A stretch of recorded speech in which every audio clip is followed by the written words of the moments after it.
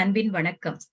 செந்தமிழே உயிரே நறுந்தேனே, செயலினை மூச்சினை உனக்களித்தேனே, நைந்தாய் எனில் நைந்து போகும் என் வாழ்வு, நன்னிலை உனக்கெனில் எனக்கும் தானே. அன்னை தமிழை வணங்கி தமிழால் இணைவோம் உலகத் தமிழ் பேரியக்கத்தின் தொடர் நிகழ்வுகளில் இந்த நெடு நல் வாடை பாகம் 5 இந்த நிகழ்விற்கு உங்கள் அனைவரையும் வருக வருக என வரவேற்று மகிழ்கிறோம். இந்த நிகழ்ச்சிக்கு களம் அமைத்து கொடுத்த நம் தமிழால் இணைவோம் உலகத் தமிழ் பேரியக்கத்தின் நிறுவனர், கவின்கலை வேந்தர், சிவதமிழ் சீராளர், குரட்சுடர், நம் மதிப்பிற்குரிய சத்யநாராயணராஜ் பாலகுரு அவர்களுக்கும், நம் தமிழால் இணைவோம் உலகத் தமிழ் பேரியக்கத்தின் துணைத் தலைவர், பாரதி கண்ட புதுமை பெண், மதிப்புறு முனைவர், சிங்கப்பெண் எங்கள் மீனா திருப்பதி அம்மா அவர்களுக்கும், இந்த இணைப்பில் இருக்கக்கூடிய நம்முடைய மூத்த தமிழ் ஆளுமைகள், எங்கள் கூட்டு மாவட்ட ஆளுநராக திகழக்கூடிய வாழும் வரலாறு எங்க ஐயா ஒவ்வொருத்தங்களையும் ஒரு அடைமொழி சொல்லி கூப்பிடுறதே இப்பெல்லாம் மெருகேறி கொண்டே போகிறது அப்படின்னு சொல்லணும். ஐயா இன்னைக்கு என்ன சொல்லுவாங்க அப்படின்னு ஆர்வமா கேட்கிற அளவுக்கு எங்க சுப்பிரமணியம் ஐயா அப்படி அழைக்கிறதே ஒரு அழகா இருக்கும். கருத்து களஞ்சியம், பேரறிஞர் அண்ணா விருதுக்கு சொந்தக்காரர் அவருக்கும், இந்த மாவட்டத்தின் ஆலோசகராக, கூட்டு மாவட்ட ஆலோசகராக திகழக்கூடிய நில ஒளி வேந்தர் எங்கள் மதிப்பிற்குரிய அழகுராஜா ஐயா அவர்கள், 18/8 ஆளுநர் வாழும் வரலாறு எங்கள் மதிப்பிற்குரிய கோபால் ஐயா அவர்கள், இணைப்பில் இருக்கக்கூடிய நம் தமிழ் ஆளுமை, இலக்கியத்தை ரசித்து அவங்களால கேட்க முடியலன்னா கூட வலையொலியில கேட்டுட்டு ரொம்ப நல்லா இருந்துச்சுமா அப்படின்னு சொல்லி உற்சாகப்படுத்தக்கூடிய நம்முடைய பிரேமா அம்மையார் அவர்கள், இணைப்பில் ஆரோன் பாண்டியன் ஐயா அவர்கள் இருக்கிறார்கள். அவர்களுக்கும், இதற்கெல்லாம் மேலாக இந்த மாவட்டத்தின் ஆளுநராக சிறப்பாக செயல்பட்டு கொண்டிருக்கக்கூடிய சிறந்த பாடகி, முனைவர், கதை சொல்லி என் அன்பு தோழி அன்பழகி ஸ்ரீதர் அவர்களுக்கும் என்னுடைய இனிய வணக்கத்தினை சொல்லி, இந்த நிகழ்ச்சியை யூடியூப் வழியாக பார்த்து கொண்டிருக்கும் அனைவருக்கும் என் இனிய வரவேற்பு. இப்ப பாகம் 5க்குள்ள நம்ம போறோம். நம்ம நிறுவனர் அவர்கள் நகைச்சுவையாக சொன்னாலும் உண்மையில் இது தலைவனுக்கு நல்வாடை, தலைவிக்கு நெடிய வாடை. அதனால்தான் இது நெடு நல்வாடை. அவளுக்கு அவனை பிரிந்து இருப்பதால் நம்ம சொல்லுவோம்ல, ஒரு கணம் ஒரு யுகமாக ஏன் போக வேண்டுமோன்னு ஒரு திரைப்பட பாடல் இருக்கும். ஏன்னா நமக்கு பிடித்தவர்களை நாம் பிரிந்து இருக்கும் பொழுது என்னடா இது எப்ப வருவாங்கன்னு என்னமோ பெரிய யுகமா காத்திருக்க மாதிரி இருக்கும். அது போன்ற இது நெடிய வாடை நம் தலைவிக்கும். போர்க்களத்தில் அந்த பாசறையில் இருக்கக்கூடிய விழுப்புண்களோடு இருக்கக்கூடிய வீரர்களோடு இருக்கக்கூடிய மன்னனுக்கு அது நல்ல வாடையாகவும் இருக்கிறது. 10 பாட்டில் ஒன்றான இந்த நெடுநல் வாடை ஐயா அவர்கள் குறிப்பிட்டது போல, நம்ம சுப்பிரமணியம் ஐயா சொன்னாங்க, நம்ம வேணும்னா 2 நிகழ்ச்சி ஒரே நிகழ்ச்சியில கூட சொல்லி கடந்துடலாம். ஆனா நம்ம தமிழால் இணைவோம் களத்தினுடைய சிறப்பாக ஐயா சொன்னது போல மத்த இலக்கியங்களிலும் என்ன சுட்டப்பட்டிருக்கிறது அப்படின்னு நம்ம ரெக்கைகளை இன்னும் கொஞ்சம் விசாலமா விரிச்சு பார்க்கும் பொழுது நமக்கு நிறைய தகவல்கள் கிடைக்கிறது. இதுவரை நாம் கண்டது மழை பொழிந்த விதம் எப்படி, முதல்ல எடுத்த உடனேயே நமக்கு காட்சி உங்களுக்கு எல்லாம் ஞாபகம் இருக்கும். அப்படியே வெள்ளிச்சரங்கள் போல கீழே தரையில இருந்து வானம் வரைக்கும் கம்பி மாதிரி கண்ணே தெரியல, எங்க பார்த்தாலும் மழை சோன்னு பெய்யுது அப்படி மொல்ல. அந்த மாதிரி அந்த மழை பொழிந்து கொண்டிருக்கிறது, வடக்கிலிருந்து வரக்கூடிய வாடை காற்றுடன். இடையர்கள் எல்லாம் ஒரு இடத்திலிருந்து இன்னொரு இடத்திற்கு மேய்ப்பதற்கு தன்னுடைய ஆண் இறைகளை அழைத்து செல்கிறார்கள். அவர்களை பிரிந்து அவர்களுடைய மனைவிமார்கள், அந்த கன்றுகள் தாய் பசுக்களை பிரிந்து வாடுதலில் இருக்கிறது. அங்கே ஒரு நிலை. கூதிர் காலத்தினுடைய தன்மை எப்படி இருக்கிறது, அங்க இருக்கக்கூடிய மலையெல்லாம் ஒரு பனிக்கட்டிக்குள்ள நீங்க குளிர வச்சா எப்படி இருக்கும், அந்த மாதிரி அதனுடைய கடும் குளிர். அத ரொம்ப அழகா அந்த மலையே ஒரு குளிர்தன்மையோடு இருக்கிறது அப்படின்னு சொல்லியிருக்காங்க, தன்மையோடு இருக்கிறது. இத்தனையும் தாண்டி மழை வந்தா என்னங்க, அங்க இருக்கக்கூடிய மலர்கள் எல்லாம் செழிப்போடு நறுமணத்தோடு பூத்து குலுங்கி கொண்டிருக்கிறது. அதே சமயத்தில் நன்றாக முதிர்ந்த கதிர்கள் எல்லாம் நாணி தலை குனிந்து நிற்கிறது. தெருக்களில் கல்லை உள்ளே ஏற்றிக்கொண்டு குளிர் உடம்பிற்கு தெரியாமல் ஆடை களைய முன்னும் பின்னும் தெருக்களில் நடமாடிக்கொண்டு மக்கள் திரிந்து கொண்டிருக்கிறார்கள். மாலையில் பெண்கள் எல்லாம் தெய்வத்தை வழிபட கையில் பூத்தட்டை ஏந்தி கொண்டு விளக்கினை ஏற்றிக்கொண்டு பெண்கள் எல்லாம் வழிபட போகிறார்கள். இந்த கூதிர்காலத்தில் நிகழ்வுகள் எல்லாம் ஒவ்வொன்றாக பார்த்து வரும் பொழுது அங்கு இருக்கக்கூடிய விலங்குகளை கூட நம்ம ஆசிரியர் நக்கீரனார் விடவில்லை. புறா ஒரு கால் மாற்றி ஒரு கால் குளிரில் உறைந்து போய் நிற்கிறது. உணவை தேடக்கூட மனதில் ஒரு எண்ணமே இல்லாம அப்படியே குளிர்ல உறைஞ்சு போய் நிக்குது அப்படின்னு சொல்லியிருந்தாங்க. மகளிர் நிலை சொல்லவா வேண்டும். விலங்குக்கே இந்த நிலைமை, பறவைக்கே இந்த நிலைமை. குரங்குலாம் நம்ம பார்த்தோம், மரத்துல இருந்து குளிர் தாங்காம பொத்து பொத்துன்னு கீழே விழுது அப்படின்னு. மகளிரெல்லாம் தன்னுடைய தலைவனை பிரிந்து இன்னும் அதிகமாக அவர்களுக்கு நெடிய நேரமாக வருத்தத்தில் பிரிவு துயரில் ஆழ்ந்து இருக்கிறார்கள். அங்க இருக்கக்கூடிய விசிறிகள் எல்லாம் தேவையே படல. யாராவது குளிர்காலத்துல விசிறுவோமா நம்ம? அது இயங்காத விசிறியும் தாளிட்ட சாளரமும் உள்ள வாடக்காத்து வந்துருமோன்னு நல்ல அடைச்சு வச்சிருக்கிறாங்க, காற்று புகாத அளவிற்கு. நெருப்பை விரும்புகிறார்கள், குளிரான தண்ணீரை விரும்பவில்லை அப்படின்னு பார்த்தோம். விரும்பப்படக்கூடிய நெருப்பின் மகிமை, அதில் நறுமண சந்தன கட்டைகள் எல்லாம் போட்டு நல்ல எரித்து அந்த நெருப்பில் கதகதப்பில் குளிர் காய்ந்து கொண்டிருக்கிறார்கள். ஆடல் மகளிர் என்ன செய்தார்கள் என்று பார்த்தோம். குளிர்ல உறைஞ்சு போன அவர்களுடைய அந்த இசை கருவிகளை சூடேற்றுவதற்காக வெப்பமாக இருக்கக்கூடிய தங்கள் மார்பில் வைத்து சூடேற்றி அதை அந்த இசையை மீட்டி அவர்கள் ஆனந்தத்தில் திளைத்துக் கொண்டிருக்கிறார்கள் அப்படின்னு பார்த்தோம். இதையெல்லாம் தாண்டி காதலர் எப்படியெல்லாம் பிரிஞ்சு காதலர்களை பிரிந்து வாடுகிறார்கள். முக்கியமான கட்டத்திற்கு நகர்ந்தோம். மன்னனினுடைய அரண்மனை எப்படி உருவாக்கப்பட்டது? சூரிய கதிர்கள் விழக்கூடிய ஒரு குறிப்பிட்ட நேரத்தில் அந்த நூல் பிடிச்சாப்ல அப்படின்னு ஒரு வார்த்தை சொல்லுவோம் நம்ம. அந்த நூலை சரியாக பிடித்து 2 கோல்களை நட்டு அந்த இடத்தில் இந்த தூண் எங்கே வர வேண்டும்ங்கிறது முதற்கொண்டு பார்த்து பார்த்து கட்டி இருக்கிறார்கள். தொழில்நுட்ப கூறுகள் எல்லாம் அவர்களிடம் என்ன சொல்லுவோம்ல, நம்ம அந்த காலத்திலேயே நாங்கெல்லாம் யாரு தெரியுமா அப்படின்னு உண்மையிலேயே மார்தட்டி கொள்ளலாம். அப்படி அமைக்கப்பட்டது. அரண்மனை வாயிலில் நிறைவு செய்தேன். எப்படி இருந்தது? ஒரு போருக்கு சென்று திரும்பக்கூடிய அந்த வீர யானைகள் எல்லாம் தங்களுடைய வெற்றி கொடிகளை, அந்த யானையே ஒசரம், அது மேல வீரர் கையில் வெற்றி கொடி, அது இடிக்காத அளவுக்கு உயரமாக வாயில்கள் கட்டப்பட்டிருந்ததுன்னு பார்த்தோம். அதில் தாமரை மலர்களில் திருமகள் குடியிருப்பது போல அந்த கதவுகளில் இருந்த குமிழ்கள் காற்று கூட உள்ள போகாத அளவுக்கு நல்ல கடினமா அரக்கெல்லாம் பூசி, வெண்கடுகெல்லாம் அரைச்சி பூசி அற்புதமாக அமைக்கப்பட்டிருந்ததுன்னு நிறைவு செஞ்சிருந்தேன். இப்ப பாகம் 5ற்குள் நுழைகிறோம். வாசல் வரைக்கும் வந்துட்டீங்க, அப்படியே உள்ள வந்துருங்க அப்படின்னு சொல்ற மாதிரி இப்போ முற்றத்துக்கு நாம் நகர்கிறோம். முன்வாயில் எப்படி அமைக்கப்பட்டிருக்கிறது? திருநிலை பெற்ற தீது தீர் சிறப்பின் தரு மணல் நெமிரிய திருநகர் முற்றத்து நெடு மயிர் எகின தூணிற ஏற்றை குறுங்கால் அன்னமோடு உகழும் முன்கடை. வரிகள் 89 திருநிலை பெற்ற தீது தீர் சிறப்பின். திருநிலைன்னா அந்த பேர்லயே தெரிஞ்சு போச்சு. திருமகள் பரிபூரணமாக நிலை பெற்று இருக்கக்கூடிய தீது தீர், தீதே இல்லாத தீது தீர்ந்த குற்றமற்ற சிறப்பினை உடைய தரு மணல் நெமிரிய அப்படிங்கிறாங்க. நல்ல அற்புதமான புது மணல். அப்படியே நம்ம சொல்லுவோம்ல, நல்ல மணல்னா எப்படி இருக்கும்? அப்படியே உதிரியா போட்டோம்னா பூ மாதிரி உதிரும். அப்படி புதிய மணலை கொண்டு அந்த முற்றத்தில் பரப்பி இருக்கிறார்கள். நெமிர்தலும் பாய்தலும் அப்படிங்கிற வார்த்தையை இங்க அந்த நெமிரிய அப்படிங்கிறதுக்கு பரப்பிய அப்படிங்கிற பொருள் சொல்றாங்க. 3 விதமான பொருட்கள் அது உயிரியலில் தொல்காப்பியத்தில் சுட்டப்பட்டிருக்கிறது. திருநகர் முற்றத்து நெடு மயிர் எகின தூணிற ஏற்றை. சரி, மணலை கொண்டு அரண்மனை முற்றத்தில் கொட்டியிருக்காங்க. அங்க என்ன நடக்குது? நீண்ட பிடரியினை உடைய மயிரினை உடைய ஏறுங்கிறது கவரிமானில் ஆண் மானை குறிப்பிடுகிறார்கள். அந்த ஆண்மான் என்ன செய்தான்? குறுங்கால் அன்னமோடு, குட்டையா குறுகிய கால்களை உடைய அன்னப்பறவையோடு தாவி திரியக்கூடிய முன்வாயிலை காட்டுகிறார்கள். உகழும் முன்கடை. அரண்மனை முற்றத்தில் நல்ல புதுமணல் கொட்டி அங்கே திருமகள் நிலை பெற்று நல்ல செல்வச் செழிப்போடு இருக்கக்கூடிய காட்சி. குற்றமில்லாத சிறப்பு, சும்மா சாதாரணமான சிறப்பு இல்ல. நம்ம சொல்லுவோம்ல, சில பேரை பேசும்பொழுது அவனெல்லாம் விரல நீட்டி ஒரு வார்த்தை சொல்ல முடியாதையா, அப்படி நேர்மையான ஆளு. அப்படி குற்றமற்ற சிறப்பினை உடைய செல்வத்தில் நிறைந்த இந்த அரண்மனை வாயில், அப்படிப்பட்ட முன்பகுதியில் அருமையான கவரிமானுடைய ஆணினமும் அன்னப்பறவைகளும் தாவி திரிந்து விளையாடக்கூடிய அழகினை கொண்டதுன்னு சொல்றாங்க. அப்படிப்பட்ட அரண்மனையில் என்ன ஓசைகள் எழுது கொண்டிருக்கிறதுன்னு பார்க்கலாம். அங்க விதவிதமா சத்தம் கேக்குதாமா. பனை நிலை முனைய பல் உளை புரவி புல் உணாத்தே விட்டும் புலம்பு விடு குரலோடு நிலவு பயன் கொள்ளும் நெடுவெண் முற்றத்து கிம்புரி பகுவாய் பணம் நிறைய. பனை நிலை முனைய பல் உளை புரவி. புரவின குதிரை நமக்கு தெரியும். அந்த குதிரையோடைய லாயம் சொல்லுவோம்ல, கட்டி இருக்கக்கூடிய அந்த பந்தியில நிக்கிறதுக்கே பிடிக்கல, குளிர் அதுக்கு. அது நிக்கிறதே வெறுக்குது. தனிமை துயர்ல அது வாடுதாமா. பாருங்க, குதிரையை பத்தி இங்க பேசுறாங்க. அதற்கு அழகான பிடரி மயிர் வெண்மை நிறத்துல அந்த குதிரையில இருக்குது. அந்த குதிரை புல் உண்பதையும் விரும்பவில்லை. அதெல்லாம் தவட்டி போச்சு. அதுக்கு எனக்கு அதுலலாம் ஈடுபாடு இல்லைங்கிற மாதிரி நிக்குது. நம்ம சொல்லுவோம்ல, விருப்பம் இல்லாம நின்னுகிட்டு இருக்காங்க அப்படிங்கிற மாதிரி.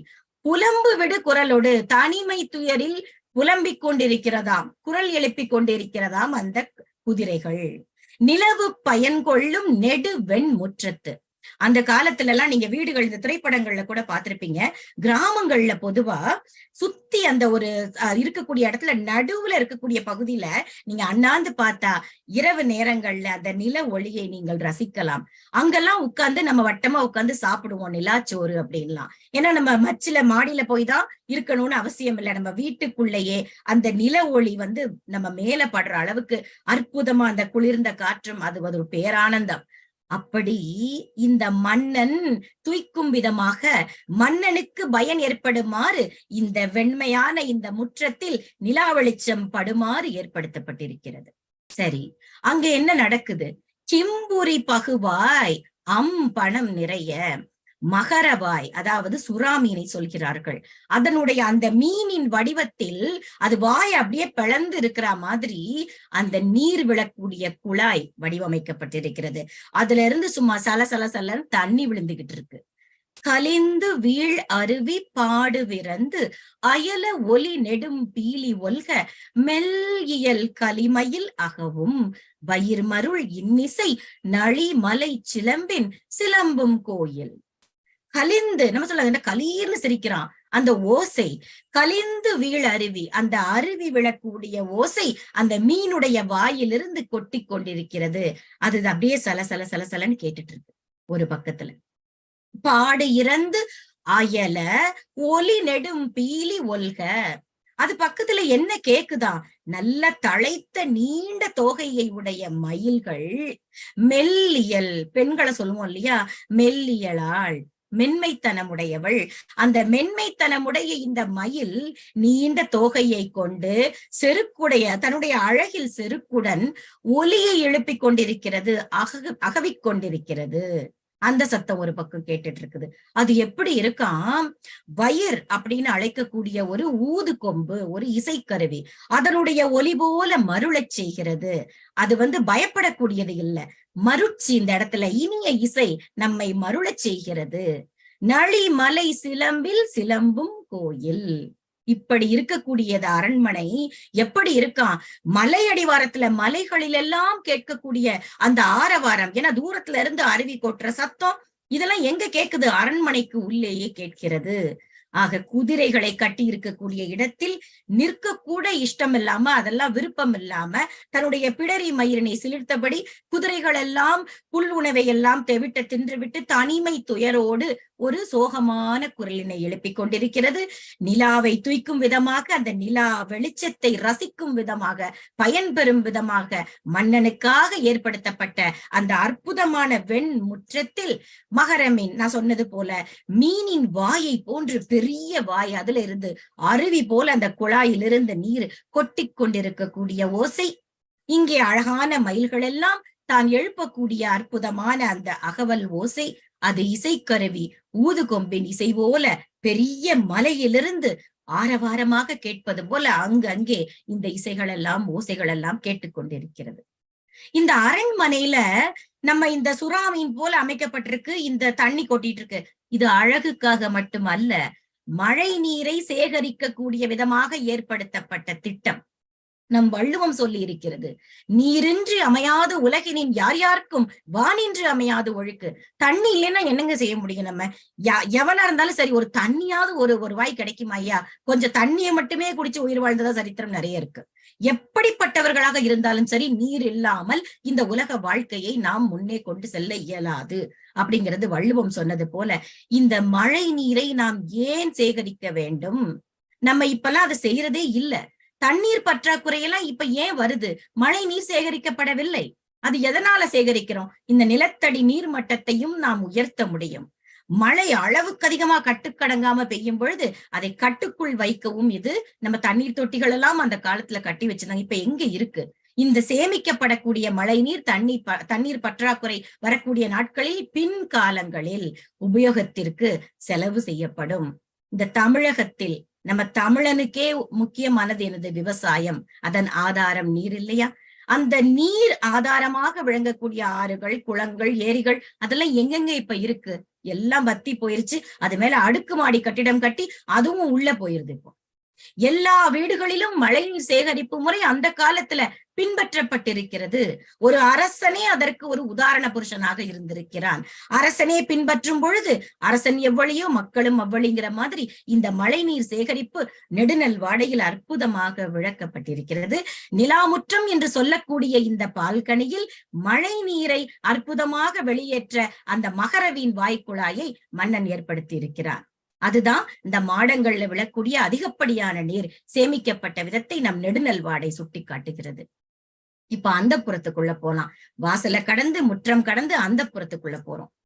எவனர் இயற்றிய வினைமான் பாவை கையேந்தும் அகல் நிறைய நெய் சொரிந்து பரு உத்திரி கொளிய குரு உத்தலை நிமிரியறி அரு காலை தோறு அமைவர பண்ணி. இந்த யவனர் இயற்றிய வினைமான் பாவை, யவனர்களால் உருவாக்கப்பட்ட அற்புதமான வேலைப்பாட்டுடன் செய்த பாவை. கையேந்து ஐயகல், நம்ம இந்த பாவை விளக்குன்னு பார்த்திருப்பீங்க. அழகா 2 கையை ஏந்தி அதுல விளக்கு எரிந்து கொண்டிருக்கும். கையில் ஏந்தி இருக்கக்கூடிய அற்புதமான விளக்கு கை விளக்கு. இந்த இடத்தில் ஐயகல் என்று சொல்லப்படுவது வியப்பிற்கான குறி.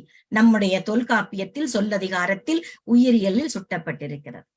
நிறைய நெய் சொரிந்து, நல்ல அந்த அகலெல்லாம் நல்ல தாராளமா நெய்ய ஊத்தி, பரு உத்திரி, சும்மா சாதாரணமா மெல்லிய திரி போட்டா உடனடியா நம்ம வீடுகள்ல கவனிச்சிருப்பீங்க. ரொம்ப மெல்லிய திரி போட்டோம்னா கொஞ்ச நேரத்திலேயே ஃபுல்லா அது எரிஞ்சு கரிஞ்சு போயிடும். நல்ல பருத்த தடிமனான திரிகளை அதில் கொளுத்தி குரு உத்தலை நிமிரியறி, அதனுடைய பொன்னிறமான தலைப்பகுதியை அந்த தீபம் எரியும் போது பார்த்திருக்கோம் இல்லையா? எப்பொழுதுமே தீபம் தலை தாழ்த்தி நாம் கண்டிருக்கவே முடியாது. தலை நிமிர்ந்துதான் இருக்கும். அது பொன்னிறமாக அப்படியே ஜொலிச்சுக்கிட்டு இருக்கும். அந்த தலைப்பகுதியை கொண்டு அப்பப்ப தூண்டி விடுறாங்க.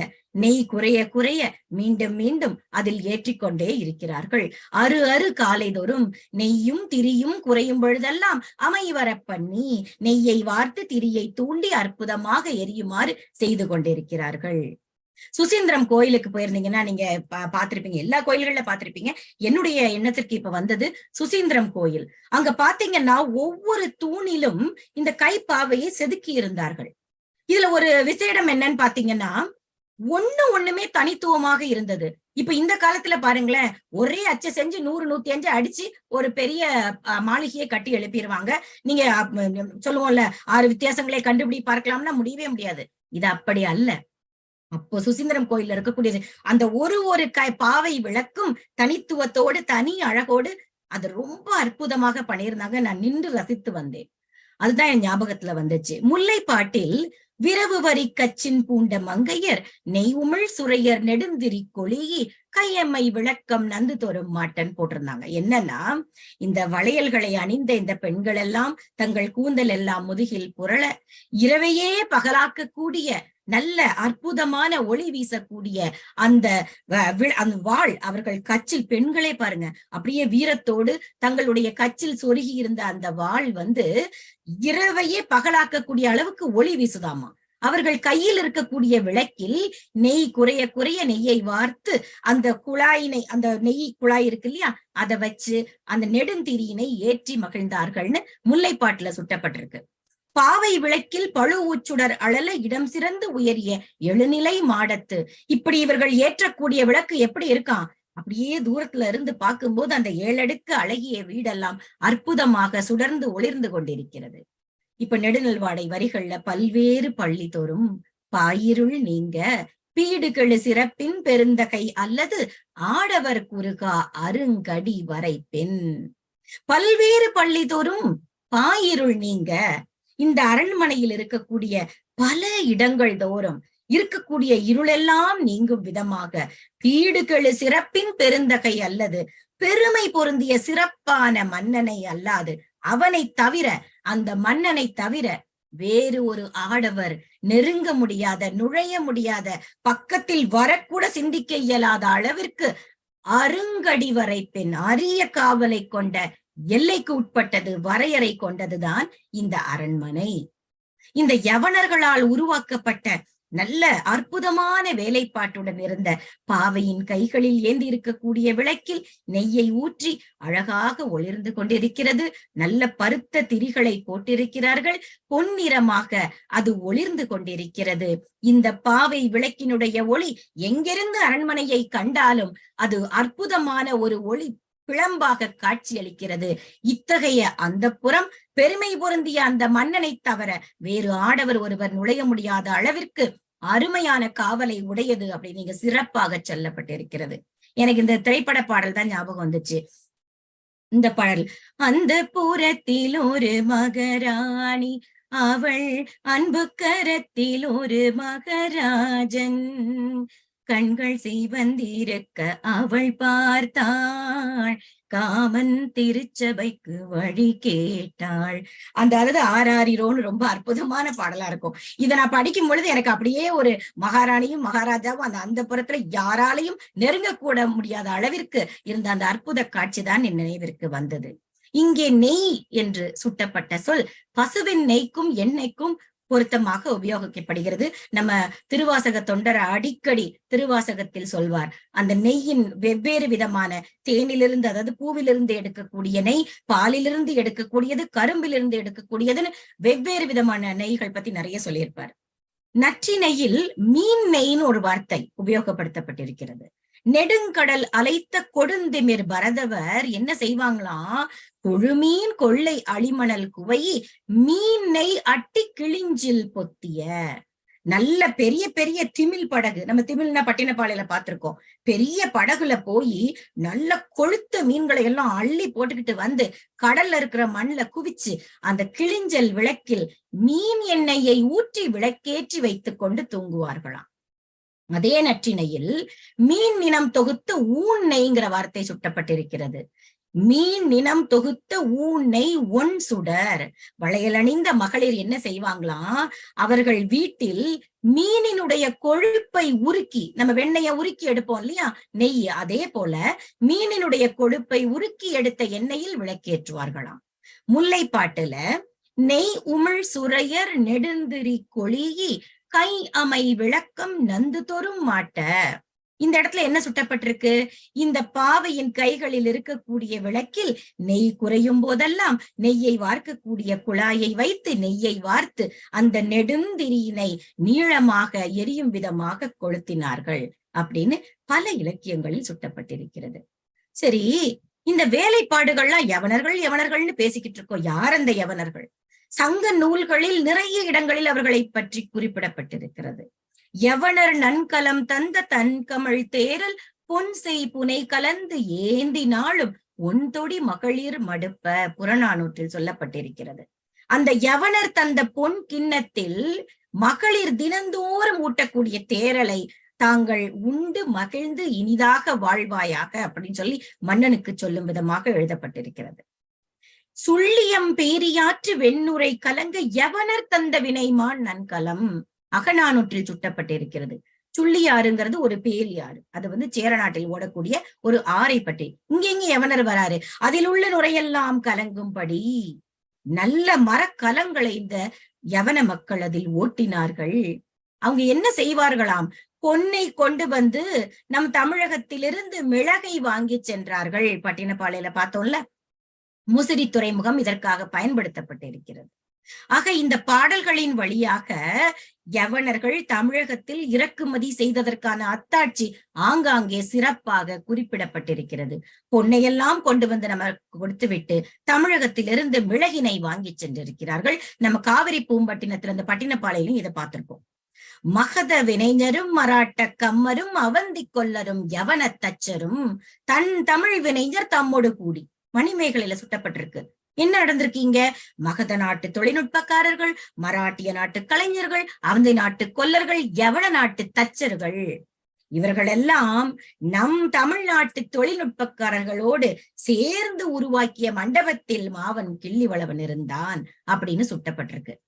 ஆக இந்த யவனர்கள் எங்கே கிபி 7ஆம் 8ஆம் நூற்றாண்டிலேயே உருவாக்கப்பட்ட பெருங்கதையிலேயே இவர்களை பற்றிய குறிப்புகள் நிறைய இருந்திருக்கு. இவங்க சும்மா ஒரு ஏற்றுமதி இறக்குமதி மட்டும் இல்லைங்க, அவங்க நகைகள் அற்புதமாக செய்வார்களாம். யவன மஞ்சிகை அப்படிங்கிறதுல சொல்லியிருக்காங்க. அழகிய பாவை விளக்கு, இப்ப பார்த்தோம்ல, பாவை விளக்கினை எல்லாம் செய்வார்களாம். மகர வீணையை புனைந்திருக்கிறார்கள். யவன பேழை, பெட்டகம் சொல்லுவோம் இல்லையா, பேழைகளை எல்லாம் உருவாக்கி இருக்கிறார்கள். அவர்கள் கையால் வேலைப்பாடு அமைந்த எந்த விதமான பொருட்களுமே சிறப்பு பொருந்தியவாக இருந்திருக்கிறது அப்படிங்கிறதுக்கு இந்த யவனர்களை பற்றிய பல குறிப்புகள். யவனச்சேரினே ஒண்ணு இருந்திருக்கு. அவர்களுக்காக தமிழகத்தில் ஏற்படுத்தப்பட்ட வசிப்பிடங்கள் யவனச்சேரின்னு சுட்டப்பட்டிருக்கிறது. சரி, ஓகே, உள்ள வந்தாச்சு. அரண்மனைக்குள்ள வந்துட்டீங்களா? கருவறைக்குள்ள போறோம். அந்த புறத்தில் செய்யப்பட்டுள்ள ஒப்பனைகள் எல்லாம் எப்படி இருக்கிறதுன்னு கொஞ்சம் கொஞ்சமா பார்ப்போம். வரை கண்டன்ன தோன்றல வரை சேர்பு வில் கிடந்தன்ன கொடிய பல்வயின் வெள்ளி அன்ன விளங்கும் சுதை உரியி மணி கண்டன்ன மாத்திரள் தின்காள். வரை கண்டன்ன தோன்றல் எப்படி இருக்கான்? எல்லையே இல்லாத பெரிய மலைகளை கண்டது போல தோற்றம் உடையதாக இருக்கிறது. வரை சேர்வு வில் கிடந்தன்ன, அந்த மலையின் மேல் வானவில் படுத்து கிடப்பது போல் இருக்கிறதாம். வானவில் மலை மேல எப்படி படுத்து கிடக்கிறது? அது என்ன காட்சிப்படுத்துதல்? கொடிய பல்வயின் வெள்ளி என்ன, பல்வேறு விதமான கொடிகள் அந்த அரண்மனையில் அப்படியே வண்ண வண்ணமாக பல இடங்களில் பறந்து கொண்டிருக்கிறது. அதை தூரத்துல இருந்து பாக்குறதுக்கு ஒரு மலை மேல் வானவில் படுத்திருப்பது போல் காட்சியளிக்கிறது. வெள்ளி அன்ன கதை உரியி சாந்தினை, அந்த வெள்ளி போல வெண்மை நிறத்துள்ள சாந்தினை எல்லாம் பூசிவிட்டது போல. மணிகண்டு அன்ன மாத்திரள் தின்காள், நீல மணியினை கண்டது போன்ற திரண்ட கரிய தூண்கள் எல்லாம், வலிமையான தூண்கள் எல்லாம் கொண்டு செய்யப்பட்டிருக்கிறது. செம்பு இயன்ற அன்ன செய்வு உரு நெடுஞ்சுவர் உருவ பல்பு ஒரு கொடி வளையி கருவோடு பெயரிய காண்பு இந்நல் இல். ரொம்ப அற்புதமாக சொல்லியிருக்காங்க. செம்பு என்றன, செம்பினால் உருவாக்கப்பட்டது மாதிரியான அந்த உயர்ந்த சுவர்கள், செய்வுறு நெடுஞ்சுவர், அதுல இருக்கு பொருள் நெடுஞ்சுவர். உருவ பல்பு ஒரு கொடி வளையி, அந்த சுவர்களிலெல்லாம் எப்படி இருக்கான்? பல்வேறு விதமான பூக்கள் எல்லாம் ஒரு கொடியை சுற்றி படர்ந்திருப்பது போல, பூத்திருப்பது போல காட்சி அமைக்கப்பட்டிருக்கிறது. கருவோடு பெயரிய காண்பு நல்லில், கரு தங்கும் அறைதான் கருவறை. அப்படி பெயர் பெற்ற காண்பதற்கு இனிமையாக இருக்கக்கூடிய நல்ல இல்லம்தான் இந்த அரண்மனை அமைப்பு அப்படின்னு சொல்லியிருக்காங்க. அந்த அந்தப்புறத்தையே எவ்வளவு அழகான ஒரு கற்பனை காட்சி. மலைகள் மேல் இங்கிருந்து பார்க்கும் பொழுது அப்படியே ஒரு பெரிய மலையை பார்க்கிற மாதிரி அந்த அரண்மனை இருக்கு. மலை மேல் வானவில் கிடப்பது போல பல நிற கொடிகள் கிடைக்கிறது. ஆங்காங்கே பல இடங்களில் வெள்ளியை கொட்டி வைத்தது போல சாந்தினை பூசி இருக்கிறார்கள். வெண்மையான சாந்து, நீலமணியை காண்பது போல திரண்ட வலிமையான தூண்கள், செம்பினால் உருக்கி செய்த அந்த கொடிகளின் மேல் படர்ந்திருக்கக்கூடிய அழகான பூக்கள். இப்படி பார்ப்பதற்கு ஒரு கருவறை அப்படி ஒரு சிறப்பான இனிய இல்லமாக காட்சியளிக்கிறது அப்படின்னு சொல்றாங்க. மதுரை காஞ்சில ஒரு வரியில நோக்கு விசை தவிர்ப்ப மேற்கு உயர்ந்து ஓங்கி அப்படின்னு ஒரு வரி வருது. அந்த வரியில என்ன சுட்டப்பட்டிருக்கு? அருகிலிருந்து பார்த்தா, அண்ணாந்து பார்த்தா உங்களுக்கு தெரியாது, தள்ளி போயிருந்து பார்த்தாதான் அந்த உயர்ந்த மாளிகையின் அழகு உங்களுக்கு தெரியும் அப்படின்னு சுட்டப்பட்டிருக்கிறது. இந்த அந்தப்புறத்தின் தொழில்நுட்பத்தை பத்தி பார்க்கும் பொழுது இந்த கட்டிடக்கலையினுடைய முக்கியமானது முன்புற தோற்றம். ஒரு வீட்டை நீங்க எப்படி அழகா இருக்குன்னு சொல்லுவீங்க? ஒரு வீடா இருந்தாலும் சரி, ஒரு கடையா இருந்தாலும் சரி, எதா இருந்தாலும் சரி, வெளியில இருந்து பார்த்தோன்னே அருமையா இருக்கு, சூப்பரா இருக்குப்பா அப்படின்னு சொல்லி நம்ம கடந்து போக மாட்டோம். இது உள்ள எப்படி இருக்கும், வெளியவே இவ்வளவு அழகா இருக்கேன்னு நமக்கு தோணுமா இல்லையா? கோயிலும் அப்படித்தான், அரண்மனையும் அப்படித்தான், இல்லமும் அப்படித்தான், பொது கட்டிடங்களாக இருந்தாலும் அப்படித்தான். ஒரு முன்புற தோற்றத்தை வைத்தே அந்த கட்டிடத்தின் அழகுத்தன்மை நிர்ணயிக்கப்படுகிறது, நம்மால் உணரப்பட முடிகிறது. அந்த வகையில் இந்த பாண்டிய மன்னனின் மனைவி பாண்டிமாதேவி தங்கி இருக்கக்கூடிய இந்த அந்தப்புறத்தின் முன்புற மதிலின் தோற்றம் அவ்வளவு கலை நேர்த்தி. அதை பார்த்தவர்களுக்கெல்லாம் உள்ள எப்படி இருக்குமோ அப்படின்னு ஒரு ஏக்கத்தை கொடுக்கும் விதமாக இருந்திருக்கிறது அப்படின்னு சொன்னா ஐயமில்லை. வரை கண்டன்ன மாத்திரள் தின்காள், அந்த வரிகளில் எல்லாம் சொல்லப்பட்டது அந்த அந்தப்புறத்தின் உள்பகுதி சாந்து பூசப்பட்டு தூண்களை உடைத்து அப்படியே பல சாதி மலர்கள் எல்லாம் அந்த கொடிகள் மேல் பூத்திருக்கக்கூடிய அழகுடன் எழுதப்பட்டிருக்கிறது. நேர்த்தியாக அழகியல் கூறுகளோடு, தொழில்நுட்ப கட்டமைப்புகளோடு, சிறப்பாக உயர்ந்த சுவர்களோடு, செம்பு என்றன்ன செஞ்சுவர் புனைந்து அப்படியே பார்க்கிறதுக்கே பல பல பலன்னு அப்படி பார்த்து கொண்டே இருக்கும் விதமாக ஏற்படுத்தப்பட்டிருக்கிறது. இந்த இடத்துல கருவோடு பெயரிய நல் இல், அது நல்ல இல் பார்த்த நல்ல இல்லம், நல்ல அரண்மனை, அப்படி கடந்து போக முடியுமா? முடியாது. நம்ம போவே சோமசுந்தரனார் என்ன சொல்றாரு, கருவோடு பெயரிய நல்லில் அப்படிங்கிறது கர்ப்ப கிரகத்துக்கு ஒப்பாக சொல்கிறார். செம்பு சுவர் புறநானூற்றுல அகநானூற்றுல இப்படி நிறைய சுட்டப்பட்டிருக்கிறது.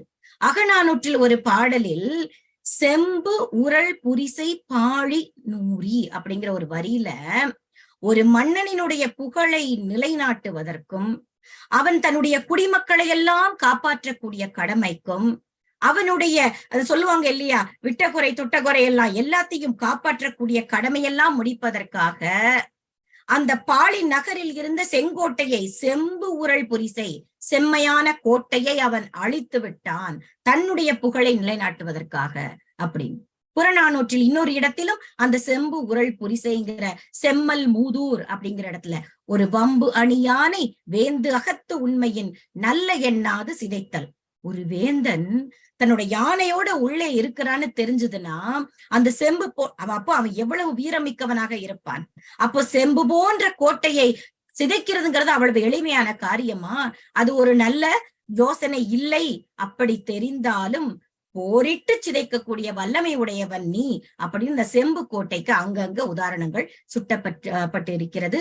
அதை தாண்டி மதுரை காஞ்சியிலும் செம்பு என்றென்ன செஞ்சுவர் புனைந்துன்னு, அப்போ இந்த தொழில்நுட்ப கூறுகள் எல்லா இலக்கியங்களிலும் அரண்மனையில் சுட்டப்பட்டிருக்கிறது அப்படிங்கிறதுக்கு இத உதாரணமா சொல்லி நிறைவு செய்ய போறேன். இந்த மதுரை காஞ்சியிலும் அந்த சுவர் செம்பால் செய்யப்பட்டிருக்கிறது, இளம் சிவப்பு வண்ணத்தில் இருக்கிறது அப்படிங்கிறதெல்லாம் ரொம்ப அழகாக சுட்டி இருக்கிறார்கள். இனி நம்ம ஐயா சொன்னது போல அடுத்த பாகத்தில் தலைவியினுடைய கட்டில், நம்ம முன் வாசல் வந்தோம், முற்றம் வந்தோம், அரண்மனை வந்தாச்சு, கருவறை வரைக்கும் வந்தாச்சு, காத்திருங்கள் தலைவியின் கட்டில் எப்படி செய்யப்பட்டிருக்கிறது என்பதை அறிய பாகம் 6 இந்த அற்புதமான வாய்ப்பினை எனக்கு தந்த நம் தமிழால் இணைவோம் உலகத் தமிழ் பேரியக்கத்தின் நிறுவனர் சத்யா அவர்களுக்கும் துணைத் தலைவர் மீனா திருப்பதி அம்மா அவர்களுக்கும் இதுவரை இணைந்திருந்து என் வாய்மொழி கேட்ட உங்கள் அனைவரின் பாதம் பணிந்து நன்றியினை சொல்லி பாகம் 5 நிறைவு செய்கிறேன். நன்றி, வணக்கம்.